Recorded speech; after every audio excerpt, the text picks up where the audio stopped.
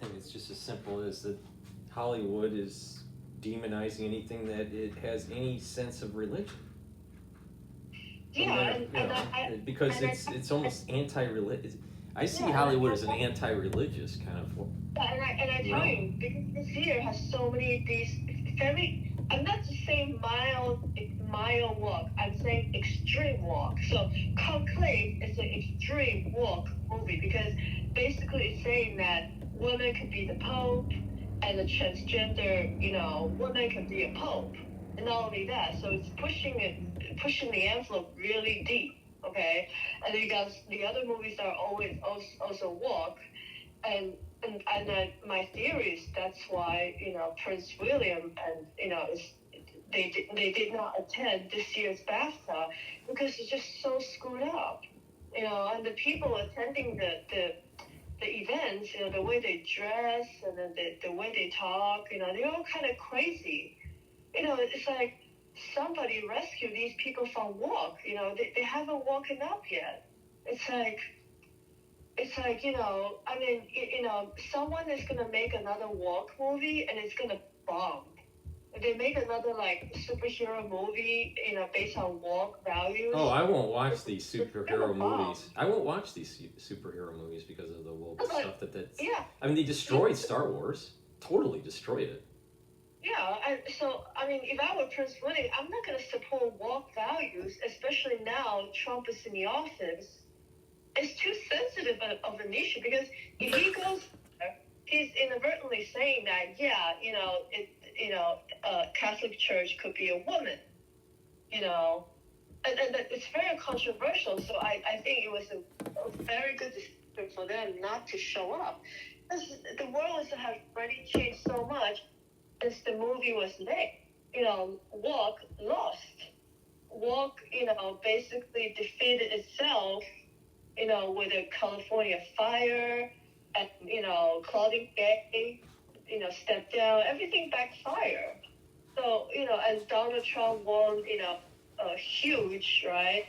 And, everybody's waking up. He didn't win huge. He won huge. What? He didn't win huge. He won huge. Okay, he won huge. Okay. Jesus Christ. I'm going to tell you, the difference between you and me is that I feel like you're just blindly supporting Trump. That's not true. And That's totally not true. I don't, in my mind, he's not a hero yet, okay? I mean, of course, I think, it's fantastic that the way he won, in the middle of assassinations and all this stuff, but it's what it's gonna do and the result of it, because it's almost like an experiment. Like you put someone like this on the throne, and now they are pulling out all these cards, all these different combinations of cards, and everybody's is waiting to see what's gonna happen. So far, I think he has luck on his side. He's making very bold and decisive decisions, and he is, getting the Pamela Canal back. I mean, I feel like he's trying to do, 10 years of work in as little time as possible. Well, thanks to Carter, who sold Panama Canal, to Panama, and with $1 billion, and the Chinese, with the Belt and Road, they're making $55 billion a year. I mean, that is just the craziest. I mean, it's like you look back on history. Didn't we buy, Louisiana from the French for like a really cheap price or something? Right. I forgot which state. It's almost like that, It's almost like that, and so I mean, we'll see what happens. But I think he's doing a lot, about China right now that a lot of people are not noticing. Especially you mentioned yesterday the Republic of China and the People's Republic of China, because Kuomintang being the legitimate government in the very beginning after World War II, right? The meeting they had in Cairo, which basically formed the UN. So we have the rightful name as So when he moved everything to Taiwan, he still kept Bank of China, as as the legitimate name. He claimed the legitimate name. So he moved the Central Bank of China to Taiwan at the same time as well. When I was working for the Taiwanese bank, Central Bank of China, okay, is CBC TWTP for the SWIFT code, okay? Because it goes, the SWIFT code goes back, goes far back, right? So I don't know what's going on now. Are they going to revert everything to type? Because, just about 2-3 days ago, the CIA on their website, this is major, and I don't know how come nobody. I think Trump told everyone to just be quiet and low. They don't want to make a fuss. They don't want to make a big scene, and embarrass China. They want to do it kind of secretly, but they're already doing something.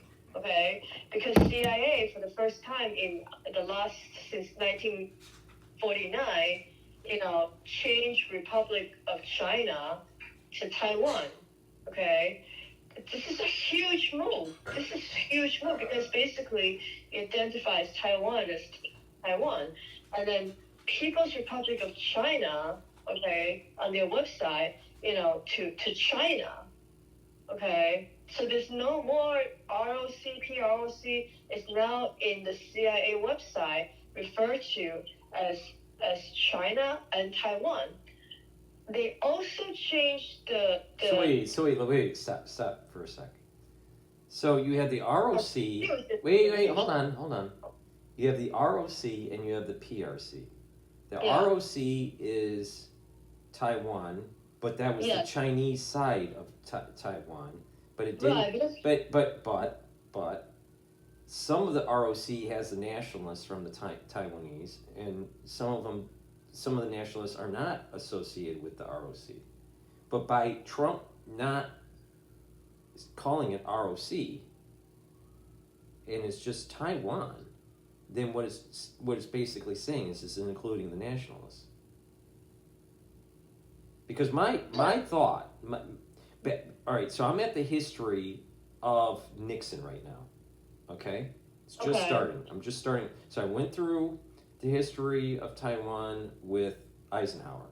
And Eisenhower wanted to be tough on the CCP. Be tough against Mao. Yeah. But Chiang Kai-shek. Right. All right. He was allied with the United States, but he wasn't really that allied with the United States, and wouldn't listen to the United States.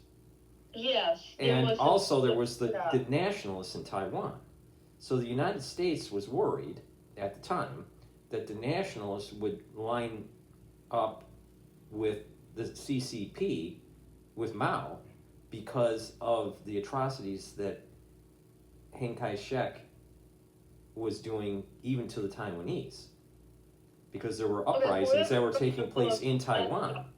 That's completely wrong. That is completely wrong. Okay, they're trying to assert,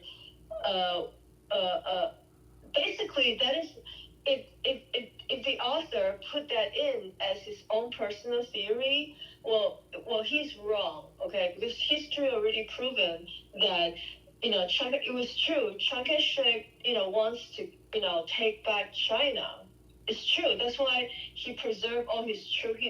It was 2 million people that he brought, to Taiwan, because, and all the slogans when I was growing up was all about, take back China, fight. Right. Well, that's the strange thing that the United States had. No, it is not true that I'm going to tell you one thing. CCP is a very evil entity. And Chiang Kai-shek, the reason Chiang Kai-shek lost fucking China is because CCP is so evil. Like I told you, they make lies, okay, and they make traps. They flip you, they flip you, and they cause problem within your organization. It's just like what happened to America, the woke movement, trying to divide America, trying to divide, Chiang Kai-shek's support within his party. So, that's why he was defeated, because he's got enemy within his own back. So that's why, when Well, I'm just giving you the point of view of the United States. The point of view of the United States was that the United States wanted to fight against the CCP, and they were trying to use Chiang Kai-shek, all right, as a ally. The problem was that his methods of control of Taiwan were very suppressive to the people of Taiwan, which were called the nationalists, and so it caused problems. And that when Eisenhower, this is what's interesting. I don't know if you knew this or not, but when Eisenhower was upset about China taking those smaller islands back in the 50s, Eisenhower almost used nuclear weapons against China. He was talked out of it. He was going to launch a full nuclear strike on China. They should have done that. All right, so he didn't. All right, so, and he was always fighting this problem between, in Congress, kind of like a pro-war stance against China, against the CCP, and supporting Chiang Kai-shek. Yeah. Even though he hated Chiang Kai-shek because he wasn't listening, and he would do things that would cause geopolitical problems for the United States. So the United States always wanted to align itself, going all the way back to Eisenhower, align itself with the nationalists. Mm-hmm. But they felt that the nationalists weren't strong enough to be able to fight, at that time, the CCP, so that's why they started supporting Chiang Kai-shek. Okay, all right, so you fast forward to Nixon time, and now they're trying to normalize, some sort of peace agreement with China, and this is, with the whole Kissinger stuff. But, so we almost went to war, we almost used nuclear detonation in the 1950s against China during the Eisenhower administration because of these islands. I think it's called the Kinku Islands or something like that. Is it near Japan or is it near South Sea? There are two small islands, Kinku or something like Kinku, and where's another one? I don't think it's the ones by Japan. I thought it was more closer to the mainland. Okay, so it's in the south, because the only island that's close to China in the north is the Japanese islands, and then comes Taiwan, and then comes Hong Kong, and then comes Macau, and then you have a lot of the small islands in the South Sea. I'd have to look up what the name of it is. I know the first one of the islands starts with a K. I thought it's Kin something. K-I-N something. Is it, well, Kinmen is Jingmen is that's our territory. When Chiang Kai-shek came over, he took Jingmen. Right. And then China bombed it. Then China bombed it and attacked it. No, it still belonged to Taiwan. We fought them. Well, it may have been, but the point I'm making is that because of the attack, Eisenhower was going to do a nuclear strike against China. It was talked out of it. But I'm trying to remember what the name was. The reason China backed off, during that But the bigger issue here is that U.S. foreign policy has been wishy-washy on Taiwan because of this problem with Chiang Kai-shek. he was the best dirty shirt in the closet, right? Because he was the only one to really show some capability of fighting the CCP. Going, now we're talking 1950s here, right? Yeah. So that's why the United States decided to support Chiang Kai-shek. Yeah. So, okay, so now that's the backstory, all right? And then we've been playing this two countries, this, I don't know, what's our policy? Our policy used to be two countries, one, I don't know, what was it? Two lands, one country, or something like that. I forgot how we phrased it. Yeah. But the point was is that they were separate, but they were almost equal. But that's part of that reason why we had that policy goes back to the ROC and the PRC. The PRC said, they're China. The ROC said they were China. Yeah. They were and both of them were saying Taiwan's part of China. The problem was is that the U.S. was aligned with the ROC, and the PRC was who the United States was trying to kill off because they were the CCP. So this problem with is Taiwan part of China, according to U.S. foreign policy going all the way back to Eisenhower and before, even Truman, was is that Taiwan was always, this was U.S. policy, was always part of China. But the U.S. was also thinking that the CCP wasn't a legitimate governing body for mainland China. Right. Because we aligned ourselves with the ROC. So that's where the confusion comes in. So all right, so the question is, in a Trump administration, what did Trump do at the CIA? He changed the name after 70 years. He changed the name, okay, with Marco Rubio, which right now he's my hero, okay, because first, remember I told you, they take that phrase out, that 5-word breakdown out of their internal memo called like 2050A or something, but it was a very important Taiwan relations memo. Yeah, this is that two land, one country thing. And they no. They say that China put pressure on the United States and say that they must they cannot support Taiwan's independence, because later on we all realized that there's no way Taiwan could take back China. So then it's better that we just go independent. Because otherwise, we're always going to be this loophole that we created ourselves that we're never going to get out of. Like, who is the real China? And so who is this, real Slim Shady here? And then we get all caught on that, and we can't move forward in the international stage. So that's why they and China, of course, want Taiwan to quote unquote unify with China.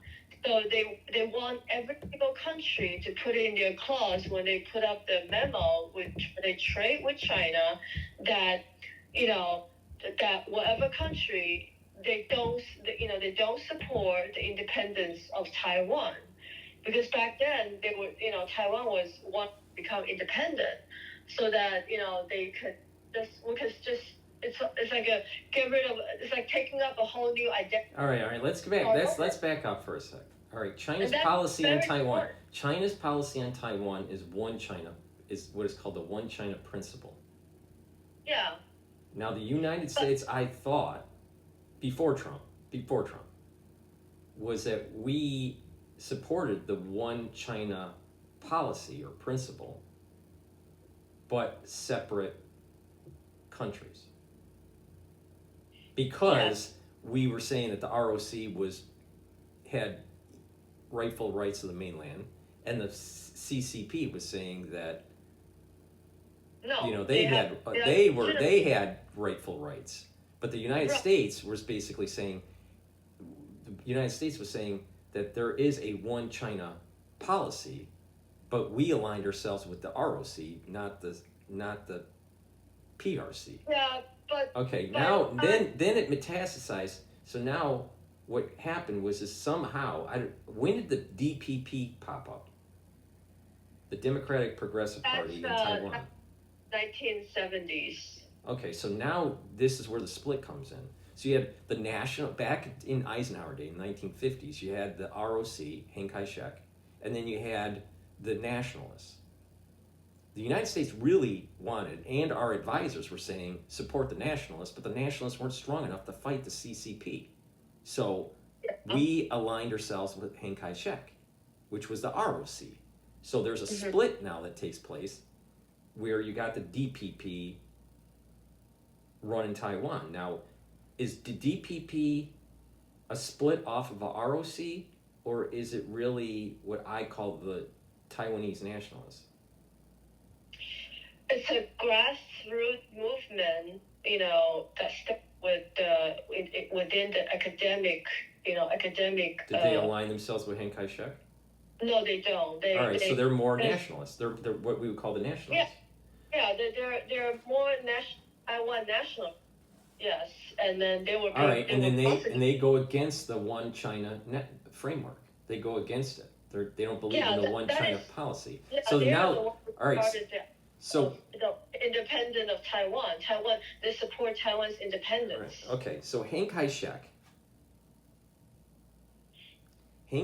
was supported by the United States. He dies. There's a split off. The DPP starts to take control. And there's been, ever since in our foreign policy, has been this problem between, do we support the nationalists or the DPP, or do we support the CCP, because ROC is basically gone. So we've always had this conundrum, this problem. Do we support the nationalists or not? Because at that time we were trying to fight. We were trying to kill off communism, and so we were so focused on the Soviet Union that there was part of our foreign policy to play nice with China, to have a two-front war against Russia. So now fast forward today, where Russia's not that strong. China is a much more economic power than Russia, but Russia is more of a nuclear power than China. And the U.S. policy is going back to the original recommendation of supporting the nationalists or the DPP. Let me tell you something, okay? The denominator, the common denominator in all of this thing, okay, has always been that has been changing, okay, throughout the history, with regards to different United States presidents, with it, like Carter is very pro-China, and then after that, you got Reagan, who is smart enough to put more clause into our U.S.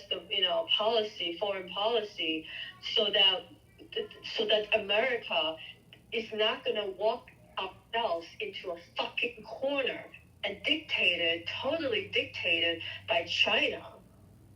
Because in the beginning, they, so regarding support for the nationalists or the Kuomintang in Taiwan, back then, it was a slow movement. It was the bloodless revolution in Taiwan. That's what a lot of academics calls the transfer of power. When Kuomintang transfer power to DPP when DPP was elected, into as the president and then the cabinet, and so there was a transfer of power, and that was a big deal that happened during 1990s, and the first president, so it was a transfer, and whether or not America, was, they were on the sideline. They weren't really supporting Taiwan during all this time. We were abandoned for a long time by the United States. It's not like they really support Taiwan for anything.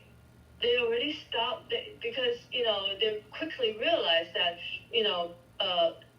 the Chiang Kai-shek is not going to have what it takes to defeat the communism in China. So they already given us up, and then came what is it 1970s with the whole thing with the ping pong diplomacy, right? And then and as well as the Vietnam War is also a U.S. effort to try to deter China from extending its communism into Vietnam and whatnot, right? And so just one funny story, okay, with the Vietnam War. America lost so much during the Vietnam War and the Korean War. But after America withdrew, within 1 year, with less than 1 year, Vietnam to our doors and knocked on our doors for help. Because guess what? China invaded them and want to turn them into Chinese territory and it become, a communist. Right. So all the fighting that we had was really for nothing because they realized they're gonna lose their country. And then finally America came. So America learned from this lesson that they'd rather have you to come knocking our door, and then we go and help you, so that it's much more legitimate than just we go into your country and try to wipe out communism. If you didn't even ask for help, and that was a huge lesson learned with the United States foreign policy. Same thing with Ukraine. If Ukraine didn't ask for this, I don't think America wanted to, because last time with the Crimea, right? America was not involved in the war with Crimea, but with Ukraine, because Ukraine needed help, and a bunch of fucking lazy ass, fucking European white asses, sitting there and don't want to do anything, and then Biden was stupid enough to put America in the front line and gave them so much money, gave Ukraine a lot of money, because so this transfer of power during all this time, America has been on the sideline for a long. In the beginning, yeah, they were trying to get Chiang Kai-shek to help him to take back China, because they support Chiang Kai-shek as the legitimate ruler of China, because China was going through some crazy stuff with the Cultural Revolution, the Great Leap, forward. A lot of people were dying, and the spread of communism and whatnot. And then when they realized that, that they're not, Chiang Kai-shek was not going to be able to take back China, they have to change the policy, because you have to communicate with your enemy. It doesn't matter, whatever that's going on before, you have to have communication with China. So that's why Mao Zedong, I tell you. One of the islands that I was talking about is called Kinmen.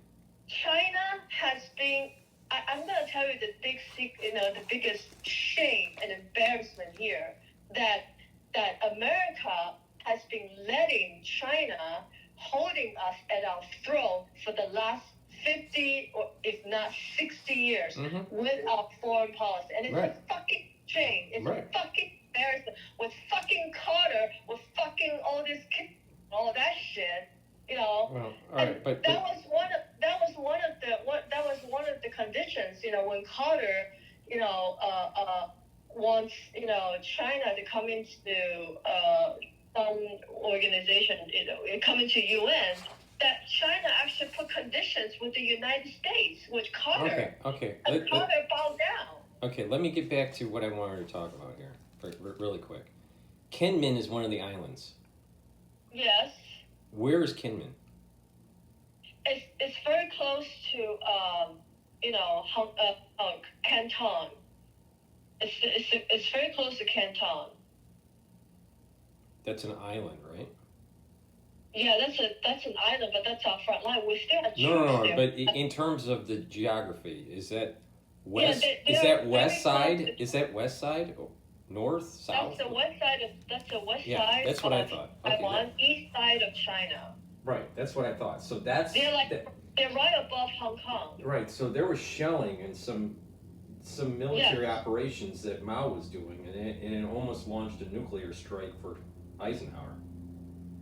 Well, he should have done that. Well, I don't know. I'm not sure. But the thing is that, okay, that's one of the islands. All right, so we're talking about there were activity that almost pushed the United States into nuclear war with China. China didn't have nuclear weapons yet, so it wasn't. Right. We were worried on what the Soviets would do. That's why we didn't do it. All right. Yeah, in a way. At that time, because China didn't have the bomb yet. I don't believe they had the bomb until '64. So, and we're talking about like 55 or 54 or something like that when this all happened. All right, so there was this one China policy that's been around for a while because of poor American foreign policy aligning with the nationalists in Taiwan. Even though our experts wanted to be aligned with the nationalists and not with Chiang Kai-shek. That's wrong. No, don't even go any further, okay? I'm going to tell you exactly. I don't know where you got that information. One China policy is requested and pressed by China, the Right. CCP. I know that. It's not an American concept. No. I know that. It's just that the United States has been vague in about fully accepting the one China policy. All right. The United States has been vague about it. In the beginning until now, it's just that the theory of one China is changing from before they recognized one China as Taiwan and China together as one China, as requested as a definition defined in Chinese, okay, Chinese CCP. But then now it has evolved, during the last 10 years, that one China policy, the concept has to be changed because otherwise. Let's go back to history for a second. Was Taiwan part of China before World War I? Kept changing, so you cannot take the same concept and apply it to every single, the rest of the history. You can't do that. That's a misconception. All right, I get it. But the point here is that the United States had a ambiguous foreign policy with Taiwan where we wanted to support the nationalists, but we were supporting the ROC. All right. And that's always been a problem. If the United States supported the nationalists and nuked China, we wouldn't have this problem. Yeah. They should have nuked them. And they should have nuked and supported the nationalists in Taiwan, not Chiang Kai-shek. They nuked China, Russia's not going to do a damn thing because they don't want to be involved. He didn't do it. So, okay. But we came close to a nuclear detonation in China. Wow. Okay. All right. So you fast forward to the ping pong diplomacy and all this, and we're opening up China, and we get more economically integrated with China. It still caused a problem with this ambiguous foreign policy by the United States with this whole one China principle that was coming from the CCP. Right. And we never really fully supported, it doesn't seem to me that we ever really fully supported the DPP. No. The American DPP, the troublemakers. Okay, so even though they're the nationalists. America's policy has been changing, and that one China policy, they comply. American government, bow down, comply because they want the market. Right. So they were, Right. so. Right. So because of finance and because of supply chains, we were aligning ourselves closer to the one China policy and moving away from nationalism for Taiwan. Okay. Yes. Now Trump, so I fully understand what you're saying here. Trump 2.0 had on their websites taking out what a one China policy. ROC, yeah. Okay, all right. So they took out the ROC and the PRC. And so I'm going to tell you right now, the definition of one China policy is that yes, there's only one China, and Taiwan is on it's not part of China. Taiwan is already independent because I'm going to tell you no. I get it. No. I have to tell you this very important thing. Why they changed course. Okay, because America has been trying to get out of this clause for the longest time, right. And all these years they didn't know how to get out of this one China trap, which they got bought into it. Finally, they realized the one thing they can wiggle out is by redefining the one China policy by saying that because Taiwan was never governed by China, and this new concept has been the hottest concept in the last 10 years. That we're never governed by so if you're never governed by another government, the CCP, how can you say that we are part of you? You're never governed. You're never our legitimate government. And this is why the new angle comes in right now that, Taiwan has always been able to govern by ourselves. We'll have our own currency. We'll have our own defense. So basically, we got all the materials required to cook up this Taiwan that we already independent because we have our own government. It's not like, the British has control over India and then India had to fight back to, declare it. It's not like that. It's that we already have our own government and system and we never, China has never. So that's the new definition. And because of that new definition, they were able to, America was able to kind of crawl themselves out of the fucking shithole that CCP put down with, So, must understand right now that the one China, they're able to get out of this right now is because the fact that Taiwan was never governed by the CCP. All right, so basically the United States is saying that Taiwan is its own country, and it's never, it's really not part of the one China framework. No, exactly. We have our own currency. But the thing is what's the United States policy on Tibet? Oh, come on, who cares about Tibet? No, well, it's the same problem. No. It's almost the same problem. Well, China has been pressuring the UN, to say that they did not do anything, that, it's a peaceful reunification. I mean, they violated the Tibet law. They signed peace agreement with Tibet saying that, 1950, saying that, Tibet is going to be able to govern by itself. It will have its but they didn't do that. They came in and they came in and and took over the massacre. Same thing with Hong Kong. That's why poor Dalai Lama had to fucking, within the code, the deepest of the code, escape to India. He almost died on the trip. He was only a teenager. And the massacre of the Tibet. Before Chiang Kai-shek. World War. Wait. I'm just asking a question. Before Chiang Kai-shek, before World War I, was it just local natives living on Taiwan? Yeah. What was the country called? Who lived there? Okay, first of all, pre-World War I. Yeah, I'm trying to explain to you. There are some Chinese people living there, for fishery and all that, but it was never developed. Okay, and there was no Chinese government, there. There was no governor or anything like that. So it was just on its own. Like nobody cares. All right. Like Was there Japanese people? Were there Japanese living on the island before World War One? That I don't think so, because Japan their own stuff, and Taiwan was totally. All right.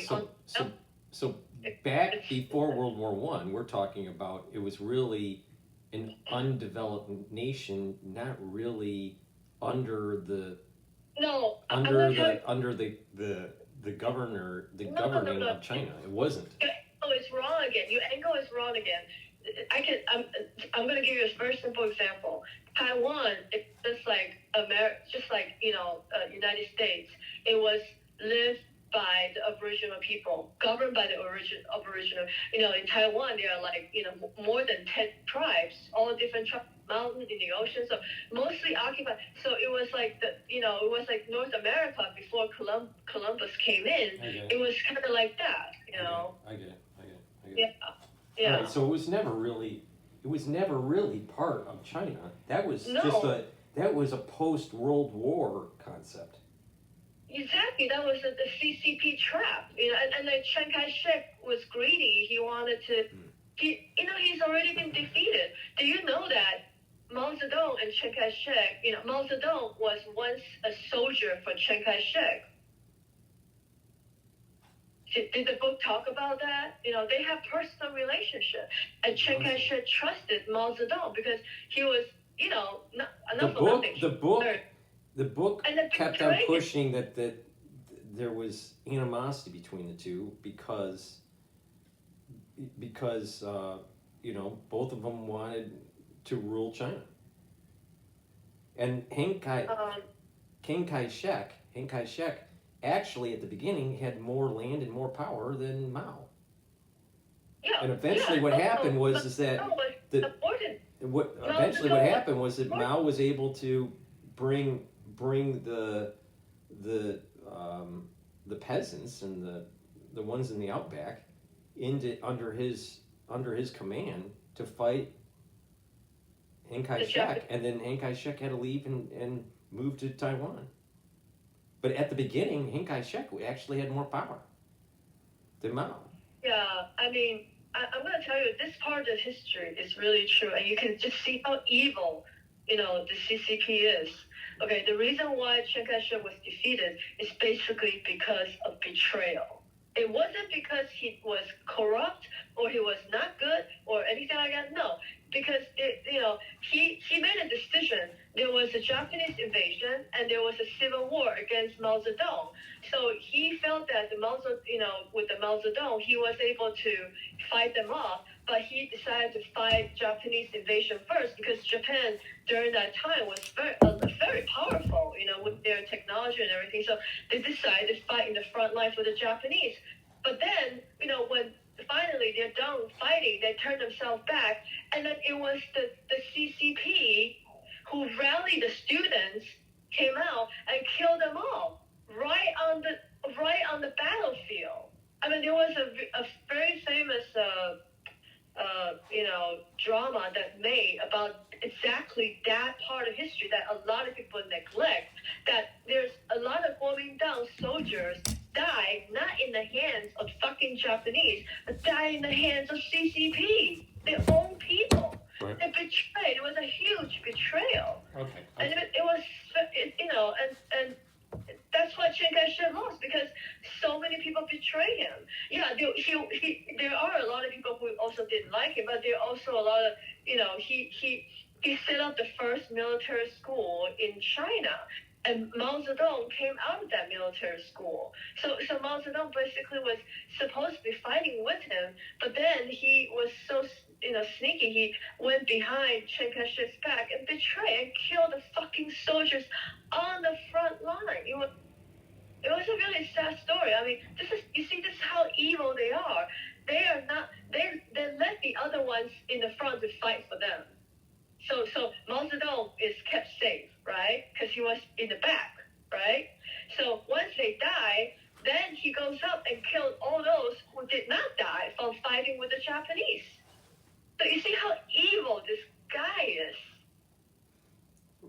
the book, the author definitely makes the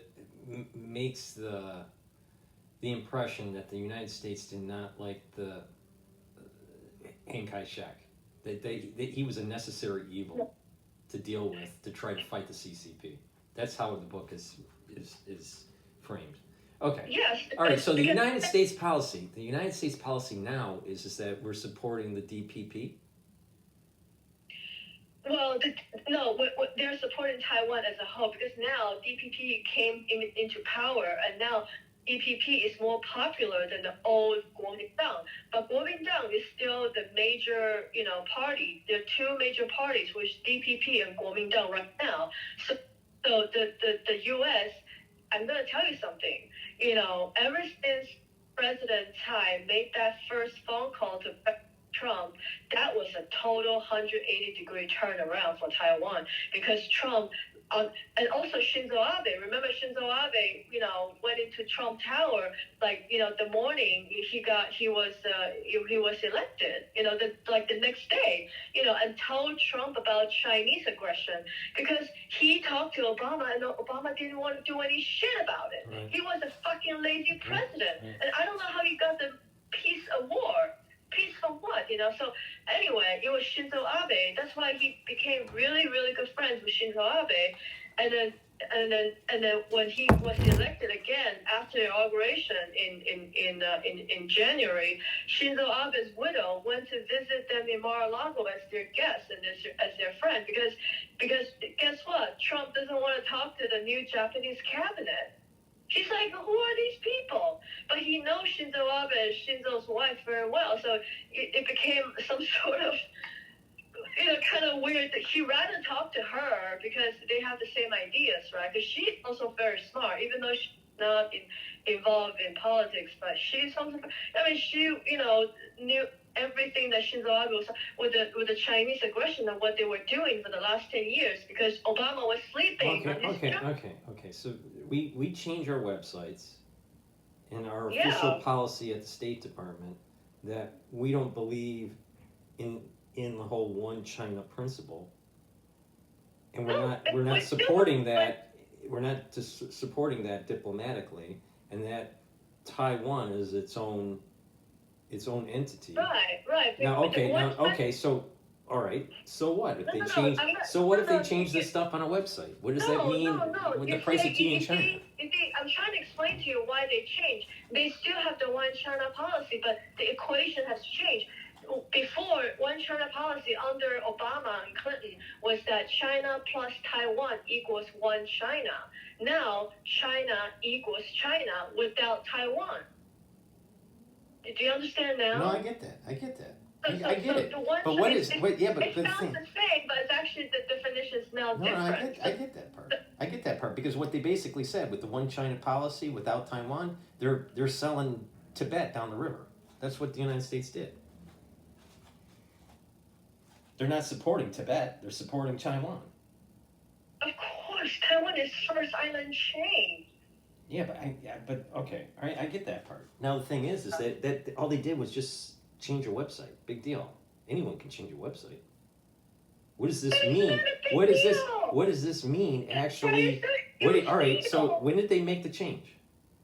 Just a few days ago. All right. What did China say after the United States telegraphed that they did this? They haven't said anything in public because this is all nobody wants to attract attention. Okay, so that's why you don't see media outlets talking about this because when it comes to China, it's still very, very sensitive because remember, they do have nuclear weapons, okay? Even though their aircraft is shit, their fighter jets are shit, but it's true that they have long-range missiles, and they are.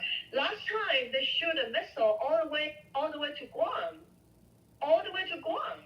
That's why, after that, they show their power that their transatlantic missiles could reach America. They could put a nuclear bomb, to California and bomb up, Nancy Pelosi's building, All right, so we don't know what the China's reaction to this, the reaction function is. No, we know they're pissed off. Of course, they're not happy, but now they have no power. They're half dead. because of all these, because, finally, with Trump, the first year, with the trade on China, that was the first attack to make China weak. And China was trying to wiggle themselves out with putting Biden but Biden actually didn't go with China. It was a bipartisan decision that to recognize China as the real enemy here. So this is this is cross party lines that they all focus on. So they did not. Finally, with Trump, he did not bow down to China. So, and therefore, and then with Shinzo Abe explaining to them, what the shit was going on, because, Japan was threatened, and they know about Chinese aggression. So that's why they told Trump, and Trump finally stood up and said, you know what, this got to stop.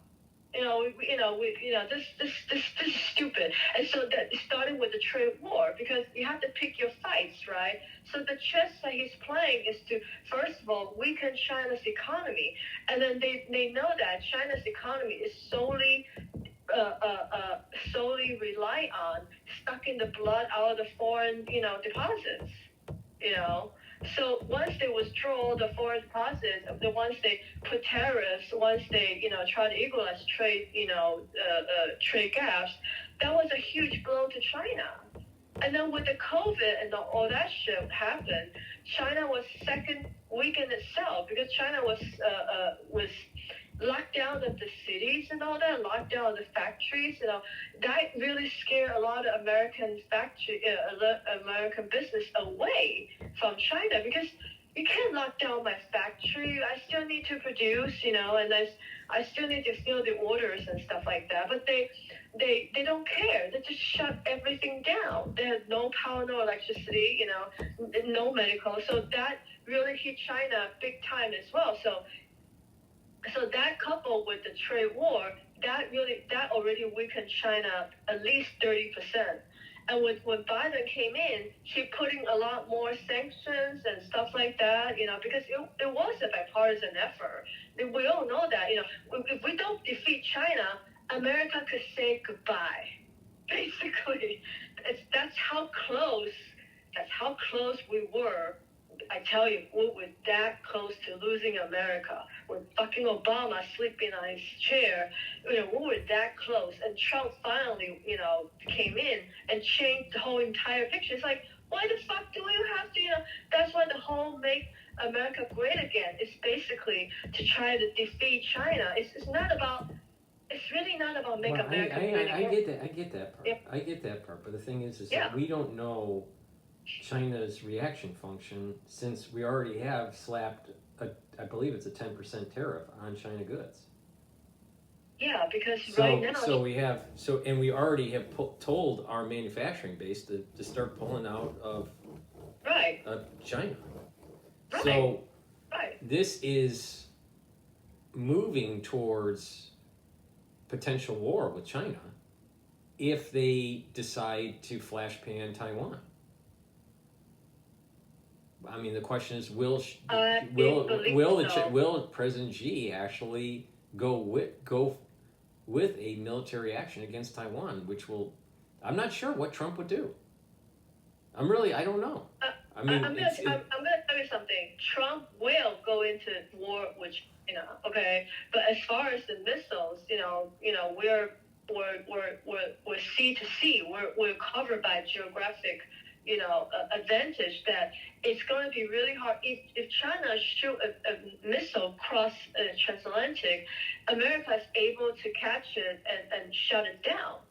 So we don't really have to be afraid of China getting to American soil, but it's the alliances, in Asia, Indo-Pacific Asia, that's going to disrupt the whole entire world, because America cannot stay out of it, because if they lose, if America lose Pacific, they lose the entire world, basically. I mean, forget Europe, because all the trade, all the, routes and all that, it's Europe is not the most important thing right now. No, it's Indo-Pacific Asia. They can't. Oh, I totally agree with you on that. I 100% agree with you on that. The problem is I'm not so sure that the United States will actually defend Taiwan, because I have a feeling that the United States are going to be wishy-washy and actually a actual confrontation with the CCP. No. I'm going to tell you something.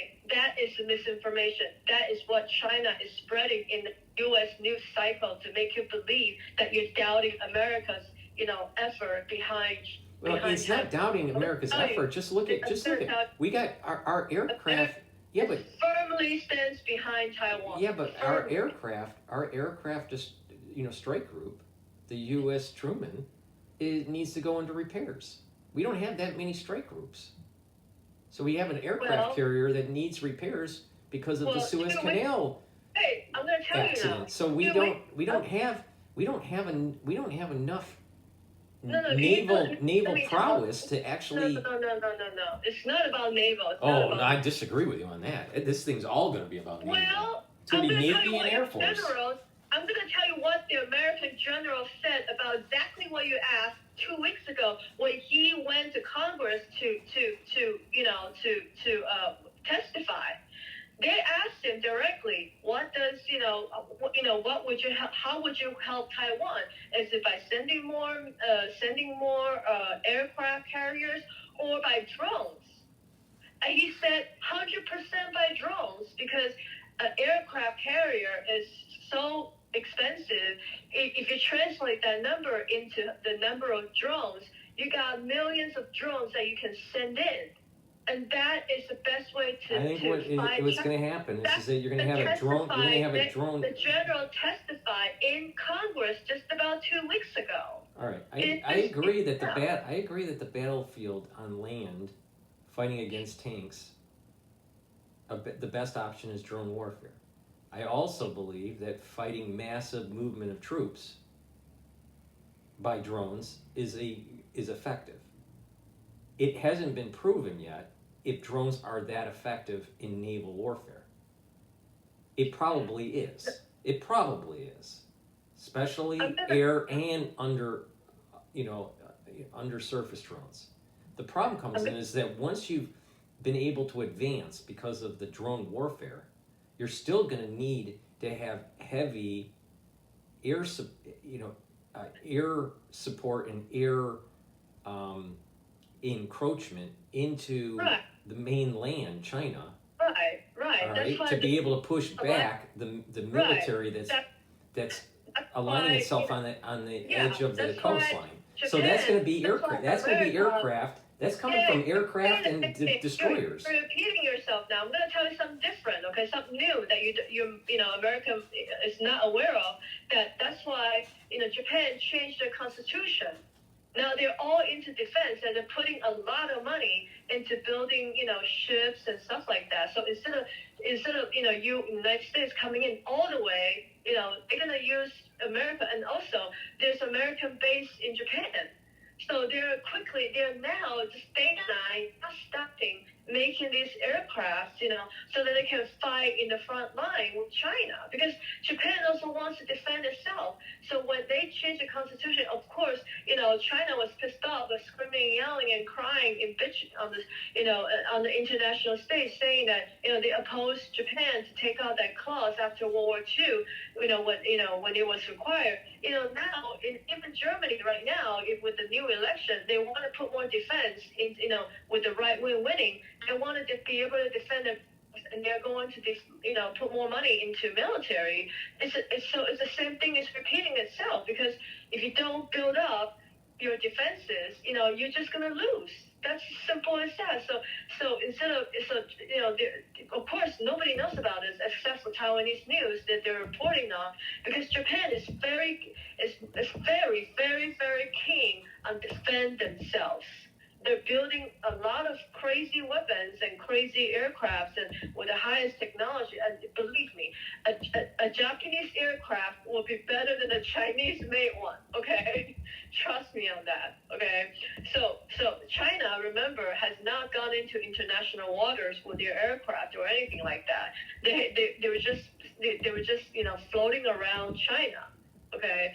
So yes, we have a very good chance to fight in the war with China, and actually I think secretly that's what Trump wants to do.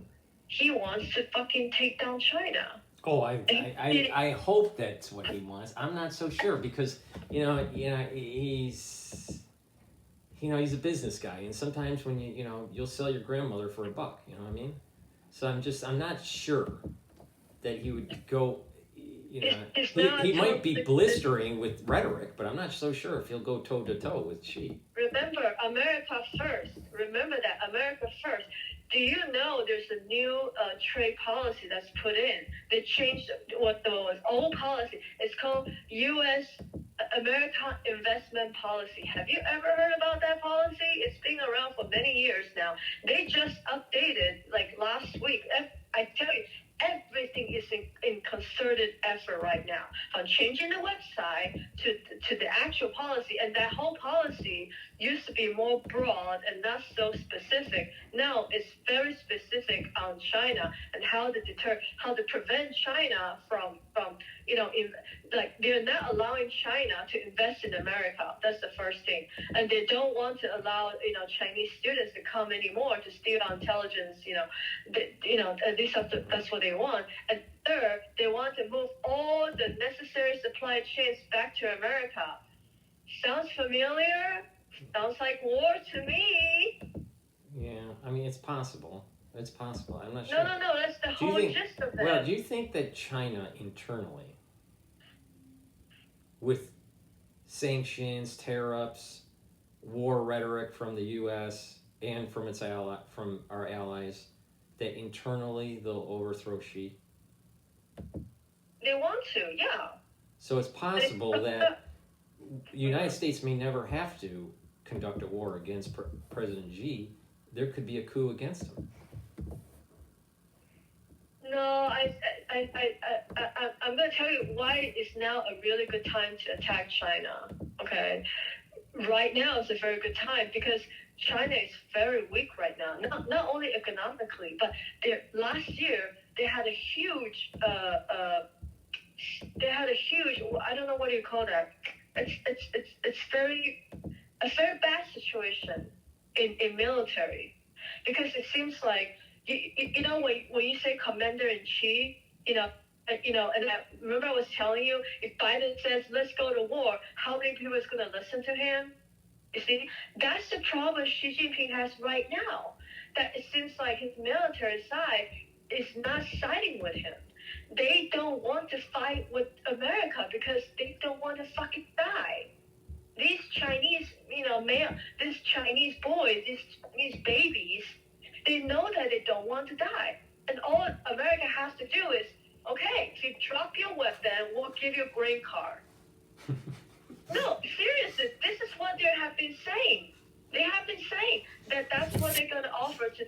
And I tell you, Chinese military is a pussy. The soldiers are pussies. Okay, there's a huge discrepancy with militarily. That's why last year, of course, American people don't talk about this. Last year, Xi Jinping, right, sent 20 of his top generals, including the Secretary of Defense and the Deputy Secretary, to jail. Or someone just disappeared.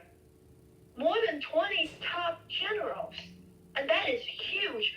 Especially the missiles department. They call themselves the rockets department. I don't know how it translates into America, but they have their own structured system. But the rockets department is basically the one that's going to be in the front line fighting with America. And they had a whole cleansing. So Chinese military, because Xi doesn't trust them. Xi has a very big trust issue, even when it comes to his own people.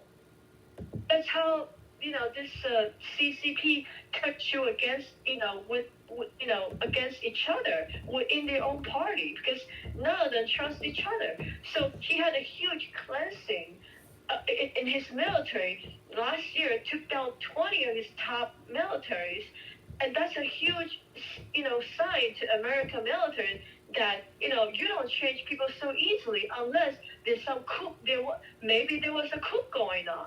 Maybe there was a coup went on. That's what some of the analysts are hinting, that they don't want to listen to Xi. So Xi, if they say, okay, go to war right now, they're not gonna go. That's why he had to change every single word. Just like Trump, he had to he had to fire the entire department, because now that he knows that none of them is going to listen to him, right? And then change his own. So Xi Jinping did the same thing. He cleansed out 20 of his top generals and promoted another 20. But still, they're like, tofu. That's what the Taiwanese people call Chinese military. They're like tofu. They're not really real. Their equipments are old. Their equipments are inaccurate. The soldiers are not properly trained. You're saying basically what we experienced in Ukraine with Russia. That China isn't China. See, I've always thought that perhaps China was really a paper tiger. Yeah, they are a paper tiger, but the problem is they got fucking nuclear. So Yeah, but Russia has nuclear, and it wasn't used. Trust me. Trump just met with Putin, right? They're brothers now, okay? Trust me, Putin doesn't give a shit. He would love it if China goes into obliteration, because then they can take more lands from China that America is going to divvy up with Russia, just like Ukraine. Okay, so Putin wants to be number one. Remember, Asia also covers Russia, right? Russia is considered Asia, not European, even though they want to be considered European. But in the international stage, they are Asia. And Putin wants to be the number one in Asia, not China. And he's not happy about this for a long time. So even though, on the face of it, that China is helping Russia to fight Ukraine, all that, it was mostly strategic. Deep down inside, they all want to be number one. But with the Ukraine war, it has demonstrated that it's you want to go up against America, it's going to be very, very, very difficult, and it's going to be blood and tears, and the problem is I don't know exactly what the problem is with Ukraine. I mean, I don't know why European is not standing behind Ukraine, and that America has to go to the front line and giving them so much money. So now with Trump, I think Ukraine really backed themselves up to a corner. They have no choice now. I don't know. I don't know what happened with Ukraine and Russia. I think I really don't know what happened. I don't know why they could not defend themselves. They could not win. So Ukraine becomes the best example of, if you don't remember a few years ago, before the Ukraine war, Ukraine actually signed into their constitution that they're going to stop their military defense budget. They're going to wipe down their defense budget. And that left a huge opening, because I think they were pressured into wiping out, increase their defense budget, because Russia pressured them into it, saying that if you're going to increase your defense budget, and I'm going to really attack you. And so they wiped out the defense budget just a few years before Russia attacked Ukraine.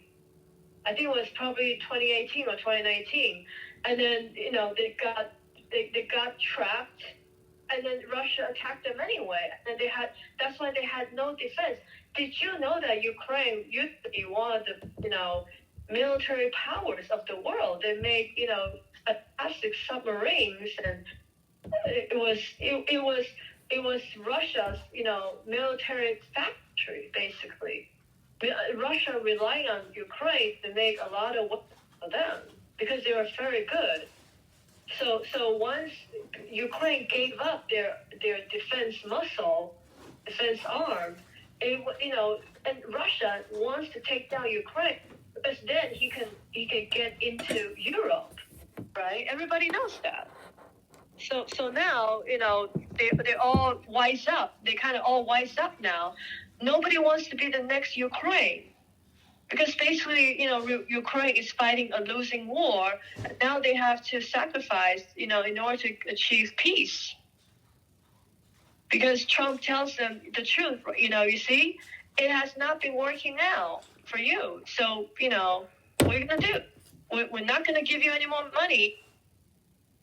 So without America's support, they have to give up. I mean, it's sad, nobody wants to see that happen, but, well, it's too bad. Because now Trump needs all that power. And do you know that China has already been hoarding up, there's another theory on this inflation, the global inflation, is because during COVID, China was buying up a lot of grains and storing up, like half of the grains of the world was stored up in China right now. And they're hoarding it. They're not selling it. And as a matter of fact, they bought. Well, that sounds like that they're preparing for a war. Yeah, because they're scared shitless that Trump is going to attack them. So they are preparing for war. And lately, just a few days ago, one of the Taiwanese analysts, we also analyzed Japan, right? What happened in Japan was that a lot of Chinese people suddenly came into Japan and buy up their rice, to the point where they depleted the market. They depleted the fucking rice market. You can look it up. It's a true story. They depleted the rice market in Japan. And now Japan on the market, the Japanese government have to open up their own reserve to flush the market. Otherwise, they got no fucking rice to make sushi.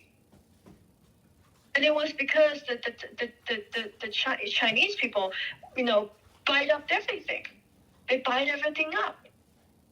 So, do I think that? Yeah, I think the expectation is very high, but whether it's going to happen or not, you know what? I'm betting 50-50. I'm betting 50-50 because this is just a great moment to take down China.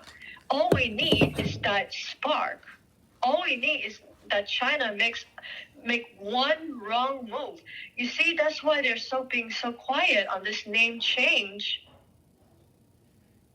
On this name change with America, the CIA and as well as state website, they're not making a noise about it because they know that if they try to make noise about it, they might set themselves a trap. They fall in and become, an excuse for America or Japan to defend themselves, attack them in the name of defense, right? Attack them first in the name of defense. And who is our allies in Pacific? Taiwan, Japan, Korea, Philippines, and India, as well as India. Don't forget, India also wants to be number one in Asia, and they have this great opportunity now because the CCP is crazy on spreading communism around the world. That gave India a huge advantage because so many factories moved out and go to India. And they're doing so well with their economics that, the trade and everything, they're doing very well. And China has always been threatening to India. So, yeah, I don't know. I feel something is coming. I feel like if it's not a full-blown war, you see the American general, when he was testifying, they say that, you might see small conflict happen here and there, but, they say that it's going to be a small conflict first before it goes into full-blown, war with China. So everybody's lining up now, and the stupid Europeans, and UK is, oh my God, that's why Trump doesn't want to talk to Starmer. He want to talk to Prince William. And don't forget, don't forget, who is the commander-in-chief of the UK military? It's King Charles. It's not Starmer. That's why you want to talk to William. because he's gonna be the next, commander-in-chief. If King Charles goes out, with the cancer and everything, William is gonna be the next one. And another journalist was talking about UK's history of involvement in the war, that also because of the UK skirted World War One. They were not involved in World War One, because they're too far away, right? No, they were heavily involved in World War One. Wait, sorry. They were involved in World War One, but they suffered heavy losses, right? But that was because, UK was good at Navy, but they are very bad when it comes to land, soldiers. They're not good when it comes to what is it? Military. What do you call that department? You have the Navy, you have the Army, yeah, they're very bad when it comes to Army. They're not good in the Army. They're much better Navy and, fighter jets and, in that area. So when they have to put soldiers, into World War One, they did very badly. But they didn't have to, but they didn't, not a lot of British people died in World War One because there were a lot of people that died in World War One. That was the whole reason why they didn't want to go to war with Hitler in World War II. Was because they had such the Army was very bad. It was going to be the same thing again. The United States was the one that didn't have that many casualties in World War One because we came in late. Yeah, we were too far away, and back then, America was focusing on themselves, right? With our industrialization. America keeps on focusing on ourselves every generation, so that we're self-centered, so that doesn't change. But the thing is, but the thing is that UK lost a lot of people in World War One. World War One, yeah. I mean, they lost a whole generation. The casualties were humongous. The three countries that lost the most people in World War One were Germany, France, and the UK. British. And the UK, the British. Okay. I'm not sure about in World War One how many were lost with Russia. I don't know. World War II, Russia lost a lot. I think I was right in saying that UK, British back then, they did not want to send soldiers into World War One because they know they're not good in the army. They're not, so I think that's why, I understand now. They don't want to. They know that they're not good. They don't want to, but they have to. And therefore, they suffer heavy losses. I think that's what I was saying. But this Chinese analyst, they were talking about British history. It's not a matter of that they weren't good. It was just that the grind in trench warfare was all about attrition. Which side could lose more men. That was the way they fought wars back then. Yeah, so they lost a lot of men in that crazy war called World War One. And you say not for nothing, French and Germany is much better in terms of army. Okay, in terms of army, because remember, Napoleon and all that. I disagree with you on that. I think Germany is strong. France, I would agree, was weak. I think France was weak. Germany was strong. The British was strong. France was great. France would. French. Remember Napoleon? He conquered, almost up to Russia. He conquered, the last time that they had any. They were very good soldiers. They were much better than British, because when the British soldiers went in, they were not trained. They were mostly volunteer. They were just civilians, basically. But French and Germany, they had a lot more experience fighting on the land instead of the sea. The sea was, remember the West Indies and all the colonialism, because the British was great in the Navy, much better than the French and Germany, because Germany did not have so many colonial countries, and Germany, it's absolutely no colonial, countries. So back then, before World War I, it was the British and the French competing with each other on colonialism. But still, British was better, because now you had the Commonwealth of 50 countries, right? But the British was much better in the Navy, but not in terms of. But now, I don't know. You see, French and Germany has been very lazy. They have not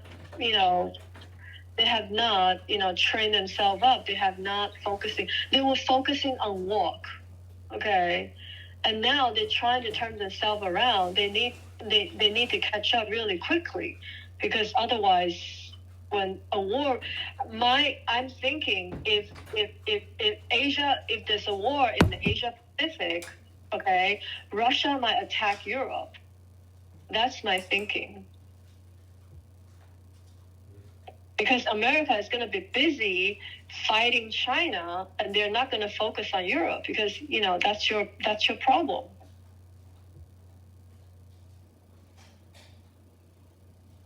And you see I saw the I don't know if you saw the speech made by the new German the leader. I mean, he's not prime minister yet, but he's a huge contender. That's what he was saying. He was saying the same thing, that they need they have to hurry up. They have to use the shortest amount of time to regroup themselves.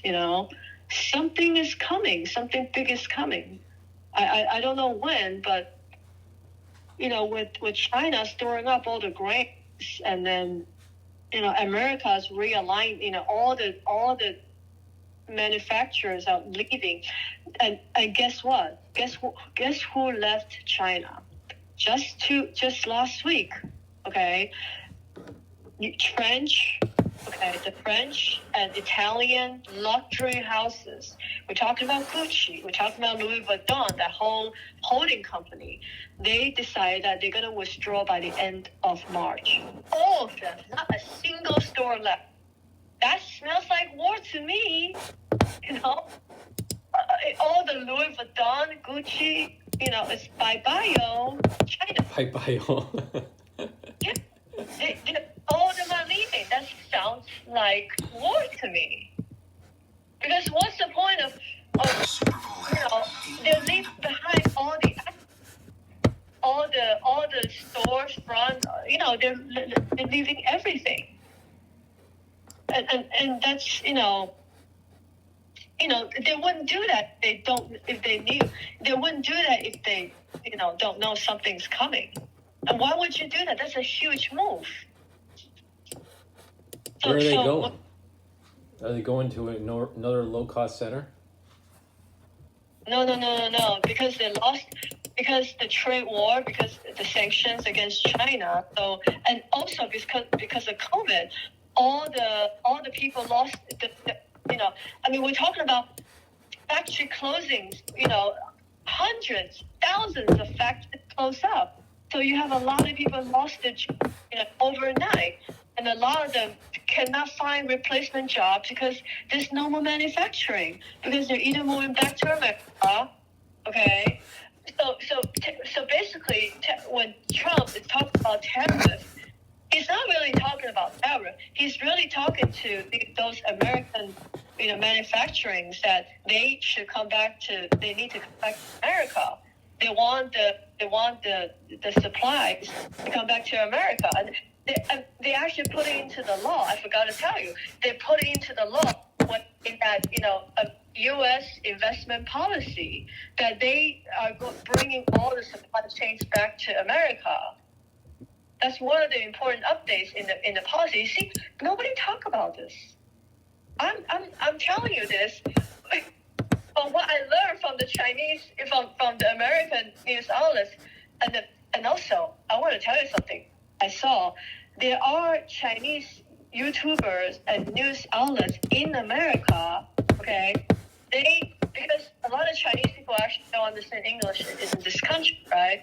So they set themselves up, in YouTube. Reporting American news in Chinese, as a lot of the news that they're reporting in Chinese is misinformation.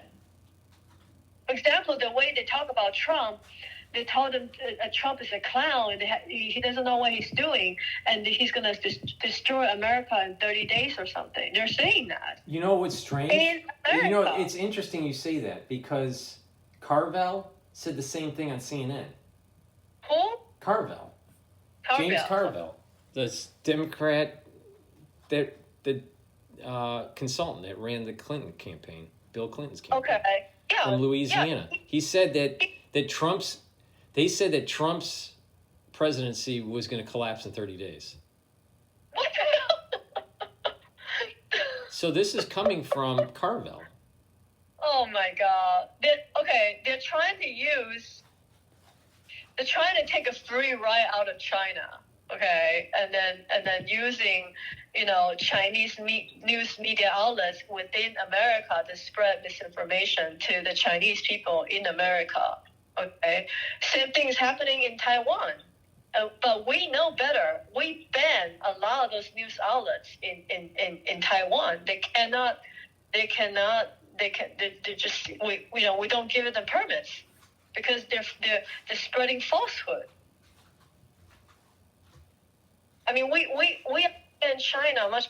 I don't know why the fucking Democrats they're trying to use China to Trump. That is so low. I mean, I'm sorry, that is so low. I mean, I guess I'm not surprised. But I think within the Democratic Party there are factions. I think when it comes to China, Biden made the correct decision that they need to continue to be on top of China. Okay, because it's like if you don't put your foot down, you're probably never ever going to put your foot down.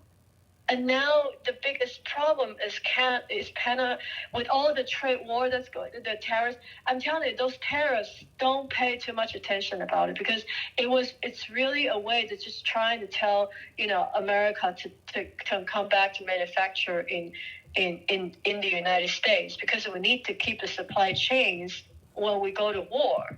And as to tariffs on other countries and this and that, and I don't think, a lot of people, tariffs, this and that, but, come on, you make so much money out of America. You actually, who needs America? It's them, not us. Do we need them? No, we don't really need them. We can do it ourselves at home. So they want American business to all come back to manufacture. So that's why he talked like tariffs and all that. It's really that's the real purpose. It wasn't really about tariffs. It was really about lining.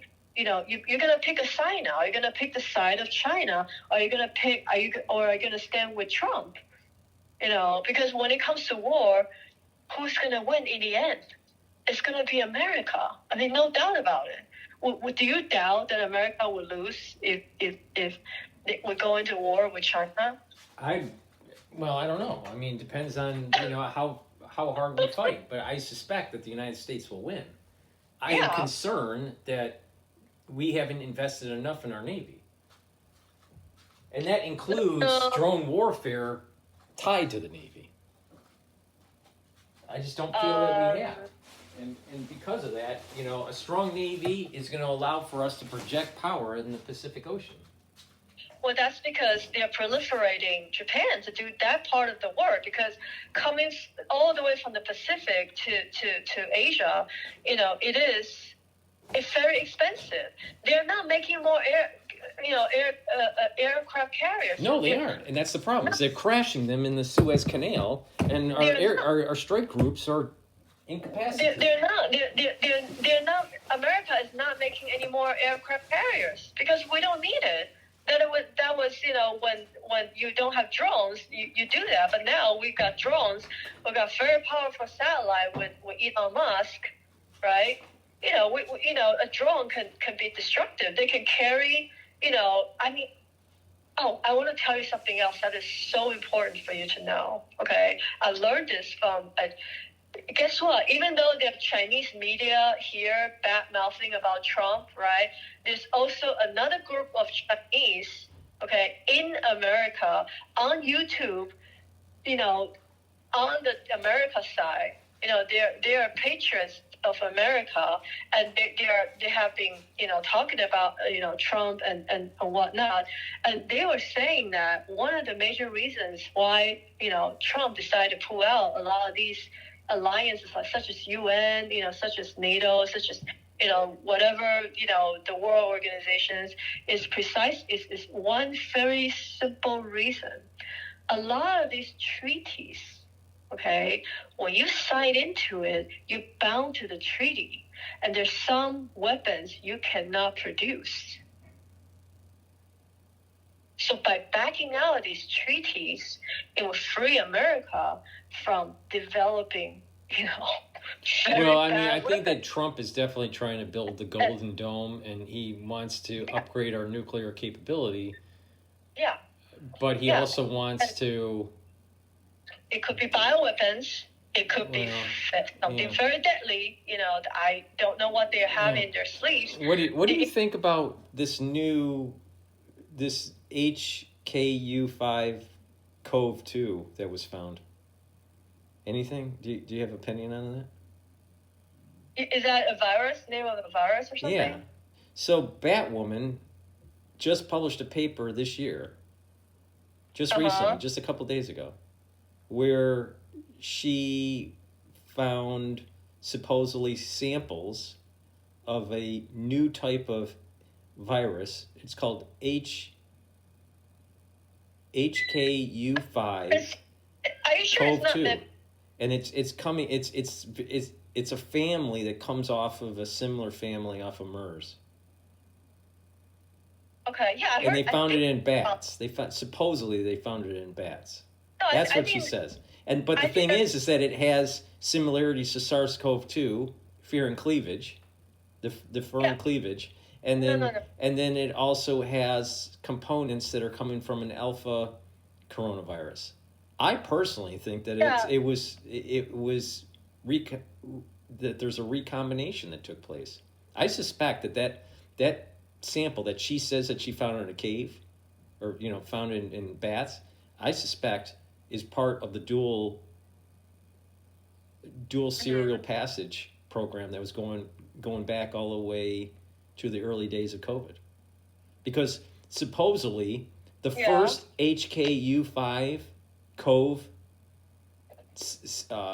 virus was isolated and detected in a bat back in 2006. Well, it was that 2006 sampling that she took to do her 2007 experiment that did the human ACE2 jump. Right. Okay, so all right, so she's saying that there were supposedly samples that came out of a research in 2001, that one of the samples within that group happened to have this new virus, HKU5-CoV-2, while the other samples were HKU5-CoV-1. So they analyze it, and they're saying that it attaches to the ACE2 receptor, but it attaches to the ACE2 receptor differently than SARS-CoV-2, but it has the furin cleavage, which is the unique aspect to SARS-CoV-2. All right, so it has the furin cleavage, but it's attaching to the domain of ACE2 receptor differently. So it seems to me that this paper that's published, that happens to be published just shortly after the U.S. government under Trump is saying that, you know what, it looks like there was, this was, the origins are coming from Wuhan and blah, blah, blah. I feel as though this is a cover paper. to hide their dual weapon program that was going all the way back to 2006. Okay, first and foremost, I don't trust China. I don't trust China when they write a paper. Can you let me talk now? Yeah. Yeah, I feel the same as you do, because anything that is not secondary verified by an international organization such as America or some European, if it's not secondary verified, I don't believe whatever they were saying. That they found this. We just stumbled upon it. Oh, we found this weird mushroom when we were taking a hike. No, I think it was just another man-made virus. And now they try to get themselves away from it, saying that, we discovered it, this and that. Oh, it's related to COVID. I'm going to tell you, they're going to give you all sorts of bullshit and make you believe it. But if it's not verified, remember what Reagan said, trust but verify. So I would not believe everything coming out of this woman's mouth until a legit international body actually got a sample of it and could, effectively independently verify whatever she said. I believe that a sample exists. I believe that this HKU5 sample exists. The question is of course, where did they find it? I don't believe they found. I don't believe it. They found it accidentally in nature. I believe they made it. I believe they made it in the lab. Yeah, I believe that too. And why is it they don't share with the world? Why is it they don't let WHO to go into their lab to take a look and to see the samples? I mean, for God's sake, if it's a very powerful virus, you have to let WHO to go in and see, what's going on. So what are you gonna do? Now you find another super bug. What are you gonna do? Are you gonna just keep it like a pet? So what's the point of the paper? Oh, we found something very dangerous. Well, I think it's a cover. I think it does a couple things. One, it creates a cover to try to say that SARS-CoV-2 is natural. They're developing bioweapons. And then it could also be a shot over the bow to the United States that there's something in the works at Wuhan that potentially might be even worse than SARS-CoV-2 off of this HKU5 line. You see that. The one they sequenced. That's double standard, because if they say, this is so dangerous, then why are you not allowing international body to go in to study it? Because what happened with COVID last time, to the entire world, we can't repeat that again. Right. And they're trying to do this to pull Trump down, to attack Trump, because if the virus spreads, people are... Right. So I think it's...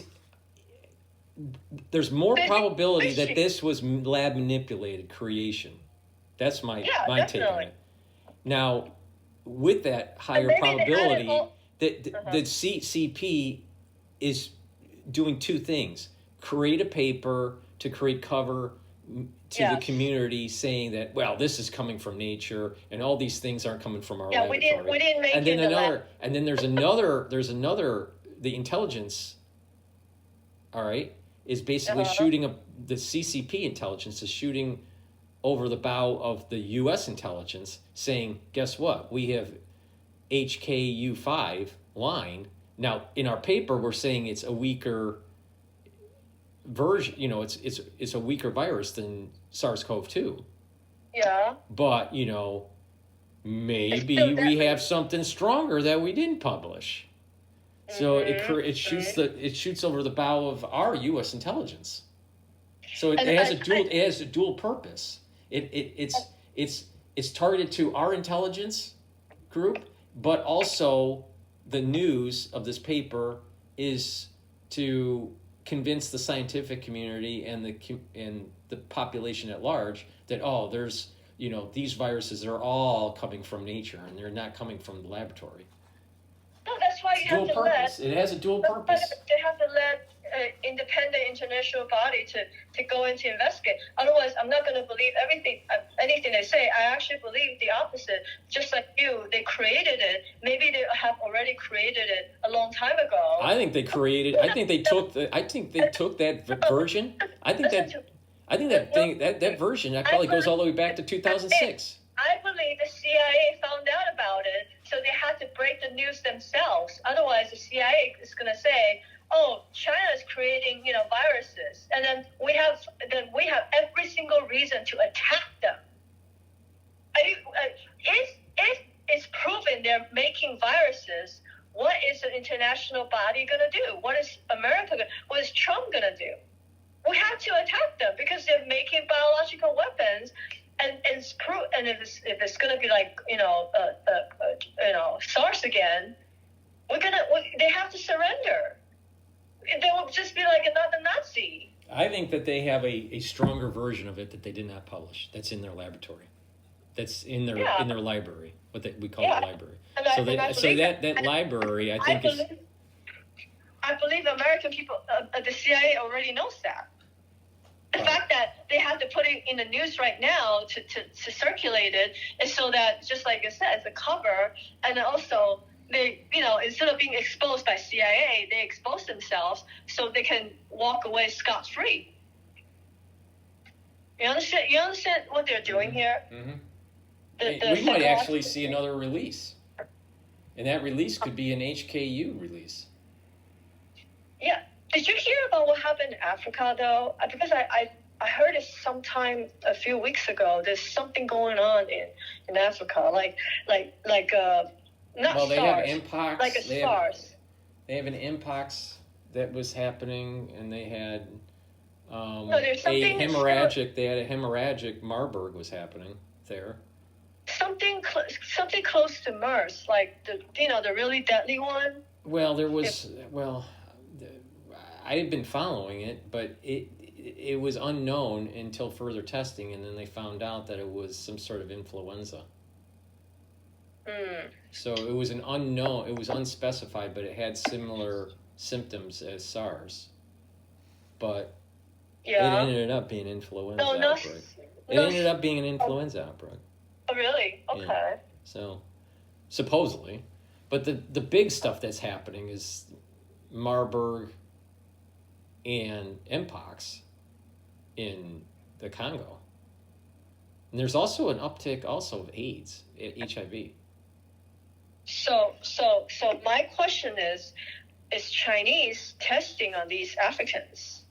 Right? They're not going to test it on their own people, right? And they have very strong ties with Africa. I don't know. So I'm thinking, are they doing some sort of experiment, over there to see how effective it is? This HKU5-CoV-2 variant, I'm not worried about the one they have published. What I'm worried about is what they have in the freezer.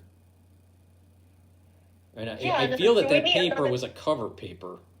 It was a cover paper to try to convince the scientific world and just the public at large that you got to worry about nature and don't worry about our lab.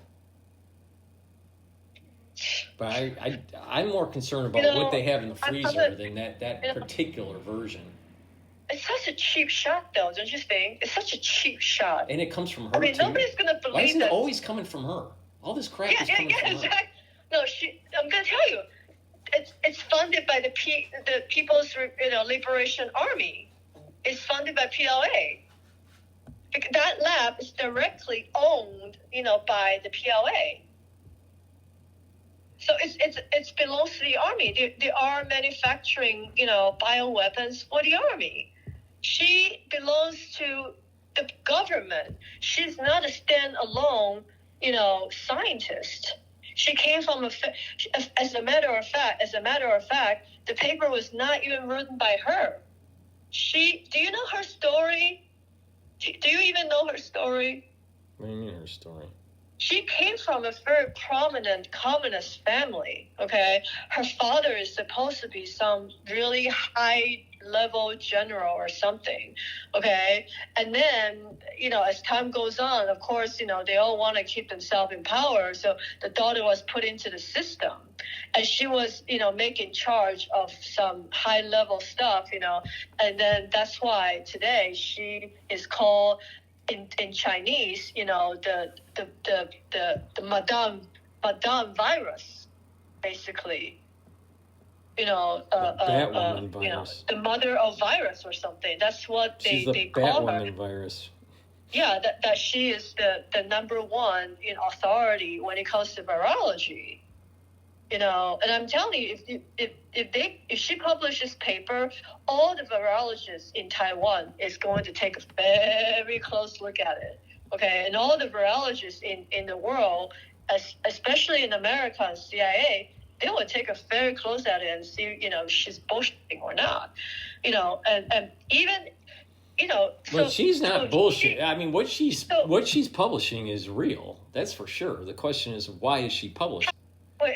Can I ask you, when you read about this, is this today or is it some time ago? No. This was published like just a few days ago. Oh yeah. Yeah. Okay. No. The papers that she writes are real. They're not fake. Yeah. It's for sure they're real. There's no doubt that their HKU5-CoV-2 exists.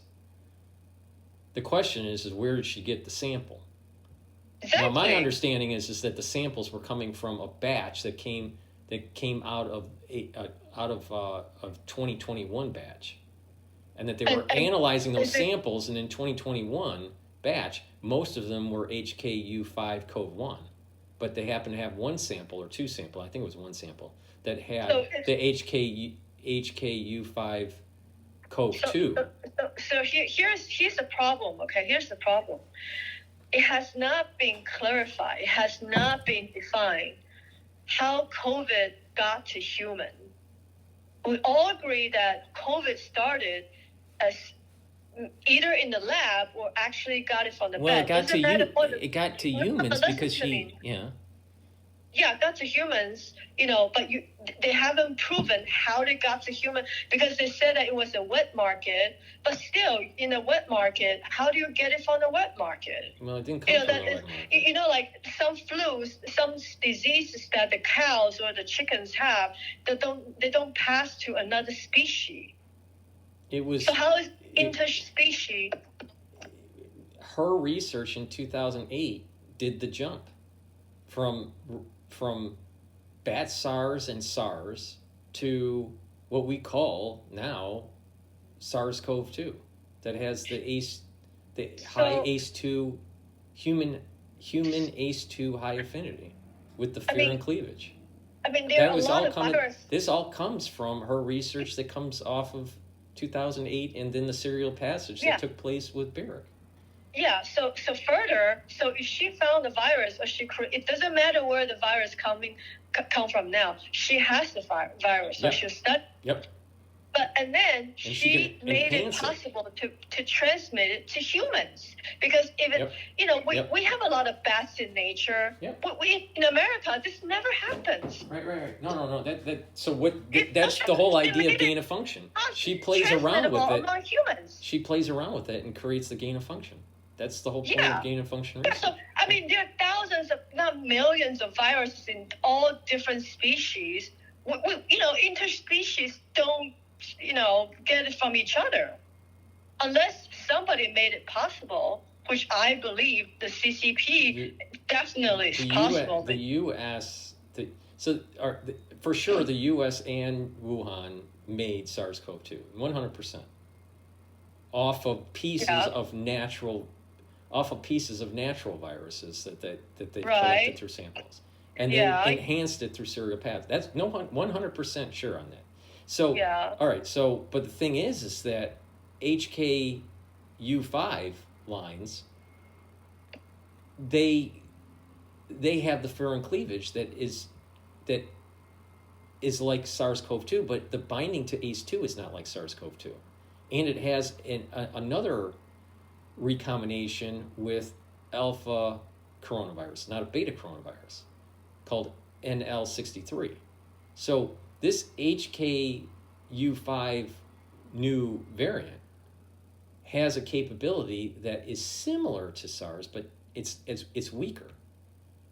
All right? How that ferrin cleavage would get there naturally and be similar to SARS-CoV-2, it could only be explained by two ways. it was made in the lab or a human spillover into a natural reservoir where humans are infected with SARS-CoV-2, and because of being around nature, there's a spillover effect into a reservoir, and then these bats in the bat cave or in that reservoir start circulating this virus and start mutating it and started recombining it in such a way, and over time created this HKU5. But the probability of that is only probably 20%. So the probability that it was made in the laboratory with the furin cleavage is probably 60%. Now, there's another possibility where she took samples from 2006, modified it in the laboratory to have some capability, and then put infected bats in the laboratory and put the bats in a natural reservoir to see what would happen, and then go back to the cave years later to take samples to see what would nature create, and compare what man can create through serial passage and recombination, and compare it to what nature does. Oh, that's a lot of work, that. No, I know, but this is the reason why. This is the point I'm making, is there's three possibilities here. It all naturally happened through human spillover. It either was made in the laboratory, and then put back into the reservoir and then pulled back out for this analysis. Because she's saying these samples are coming from 2021. That's my understanding, is the samples are coming from 2021. It could have been from samples from 2024. It doesn't really matter. It was after COVID. That's the whole point. The whole point is these samples are coming post-COVID. All right, so why did she publish before? Why is she published now? I mean, it's been a few years now. It's 2001 to now. It's like, what, 4 years? Well, the thing is that just recently in the news, you had the U.S. telegraphing that it came from Wuhan. And then all of a sudden she creates this new paper about HKU5 saying that it's zoonotic. Remember what her conclusion is. Her conclusion is that this virus is weaker, has the furin cleavage, and it came from nature. So it's a cover paper. It's a cover paper. I mean, it's very. I tell you, this is political. It doesn't matter what she found or anything like that. If they found something, they should either destroy it, or open up to the international organization to go in to investigate, to take a look. Whatever she says on the paper doesn't prove anything. It doesn't mean anything. Well, I mean, I think that it's just made up a story, I think the paper is being published to do a cover story to try to convince people that this stuff is coming from nature, and this furin cleavage was actually her doing in the laboratory. And what is Chinese credibility now on the international stage? Very little. Right. Well, very little. Right. Nobody's going to believe it. Exactly. I believe that the virus might exist, but I don't believe everything she says until, we send, I think that everything that she's saying in the paper is true, except how did she get the samples? Yeah, and how would it did the samples really come from a bat? Uh-huh. Or was these samples really produced in the laboratory? Yeah, and why does she think that it would infect humans? Look, listen. Well, they ran a test. They ran a test, and they in vitro test, so out of body. But they ran cell cultures, and it attaches to respiratory cells and intestinal cells. Do you remember when COVID was going on?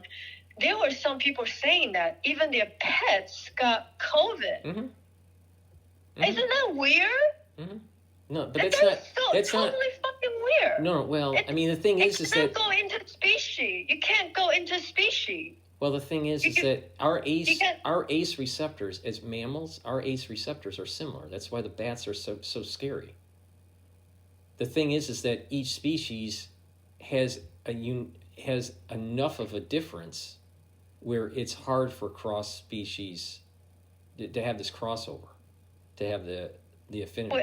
But I if don't. with mutations, it does happen. So, but Well, almost what would always happen? these pets that did contract it, they didn't really succumb to the virus because So why don't we the just affinity was low. Why don't we go to the vet from now on to get our medications instead? Well, I mean, some people do that, but the thing, some people do that. But the thing It's is very questionable. I But- mean, it's too big of a leap. I don't believe that the virus could go to humans directly, because then why does it always happen in fucking China? because How they're come it doesn't modifying happen? it. They're The modifying bats it. are all over the world, Yeah, you know. but they're modifying it. That's the problem. It's just that you got Yeah. you got a lot of lab leaks. They fucking play around with fire. Yeah. They play around. And how is it that COVID started in Wuhan and she's still alive? She never got COVID. How is that possible? Because she escaped. I don't know if she didn't get Because COVID. I thought she did get COVID. Usually it's always the laboratory, the workers in the laboratory that would get it, first, right? Before it started spreading out. I thought that the news back in the day, I thought the news was that one of her assistants and her were sick from it. But it could have been just the assistant and not her. But the point is this. There is a new virus out there that I believe she manipulated in the lab that goes all the way back to the early days of doing co-development with SARS. I believe that they were working on a SARS line and an HKU line. And this paper is a cover story because it's possible that China decides to release an HKU5 virus.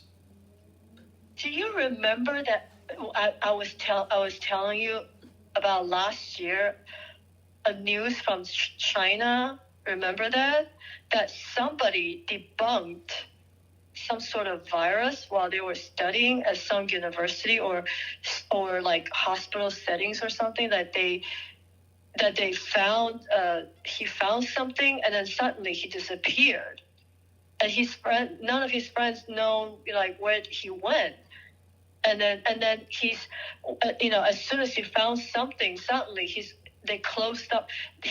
First he disappeared, and then they shut down his lab completely, with everything destroyed. You understand what I'm saying? I think this is the cancer one. Wasn't this that virus that everyone was getting a cancer at the hospital? Right. And he found out. I think he found out something. He found out the link or something, that it was man-made. It was man-made. Remember I was telling you, why is King Charles and Princess Catherine would get cancer at the same time? And why is it one of the most important top figures in the royal family would get cancer at the same time? And remember I was telling you, I think they were poisoned.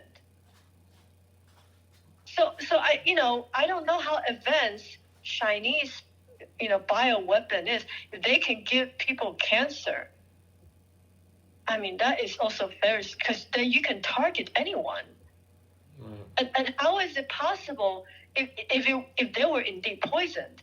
Then you ask me, how could they get poisoned? I mean, their security must be so tight. And therefore, that news about the man-made cancer, I believe is true. I believe it's true. Well, for sure there's turbo cancer, and there's, these things. No, because they were using it. I heard that, some years ago, there was a Nobel Peace winner, also Jack Ma's family, they all have cancer. And also really? They were using, I think they were using the prisoners as lab rats. So I wouldn't be surprised. I don't know how they did it, but it sounds. I find that her releasing this paper under the context of what's going on geopolitically, because she just released the paper.